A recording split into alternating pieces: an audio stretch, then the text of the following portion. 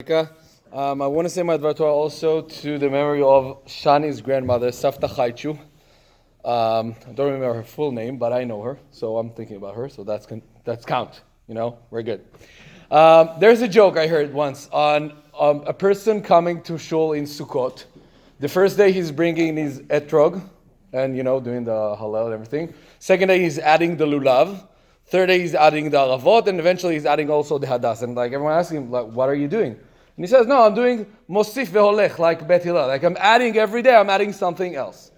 And that's a joke, but it really is a serious question that I once heard from one of the Chabad shluchim. He said that in 1978, in the White House, the president was Jimmy Carter at the time. That was the fourth day of Hanukkah, I think. No? This is what he said. It's on him, not on me. Maybe the story is not real, but just for the story. That's the story. They're going there, the Chabad Rebbe in Washington, going on the ladder with the president, Jimmy Carter at the time, fourth day of Hanukkah, and they're blessing the bracha, they're lighting 4 candles, and then the president tells him, what's happening here? Why are you lighting only half of it? And he's trying to explain, this is how it works. They're like, no, if you're lighting it, you need to light all of it, it's a bad luck to just have half of it. Now, it's a serious question. What's with the thing with doing that process, doing it slow, day by day? We're adding another light to the Hanukkah, and why not, lighting every day, 8 candles, to see all of the lights of it.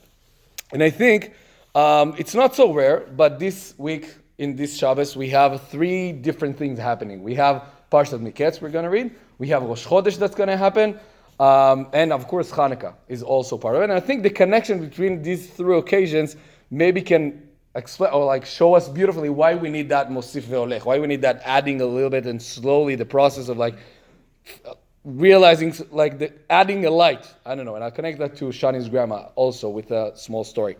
So Yosef's story is classic like that. He's starting with going from last week's parsha to the jail, right? And throughout all this parsha of this week, not everyone knows who he really is. His brothers, Yaakov, his dad, he doesn't really realize into them. He's slowly reveal himself to be who it is. The story is covered a little bit. So is Rosh Chodesh. Rosh Chodesh, the process of the moon is it is what it is. Today we barely can see the moon because it's the end of the month, right? And then we're going to bless the Chodesh. Rosh Chodesh will come, and then the moon has become full again. And that's a circle that's happening all over again. And Hanukkah, like we mentioned, also a story of starting with a small light, becoming a big light. And I want to connect us to a personal story that happened with us with Shani's grandmother, who passed away exactly 11 years ago. And this is why I know that. When she passed away, Shani, my wife, she was the youngest daughter of her parents. And her grandma was the end of her life. And she knew she's not going to be probably in her wedding. We got married only a year and a half after that. We wasn't friends or something, but I know that. And she gave to Shani's mom a present. And she told, you know what?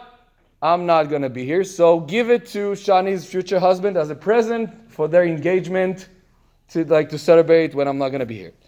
She passed away, and then in Hanukkah, exactly 10 years ago, we got engaged. So we're mentioning exactly 10 years of our engagement this week. And we're opening the present, that was a Hanukkah. That was crazy, because that was no one knew what's going to be in the present. It was a Hanukkah, and from Savta Chaichu, she didn't write the name, of course she didn't know who he is.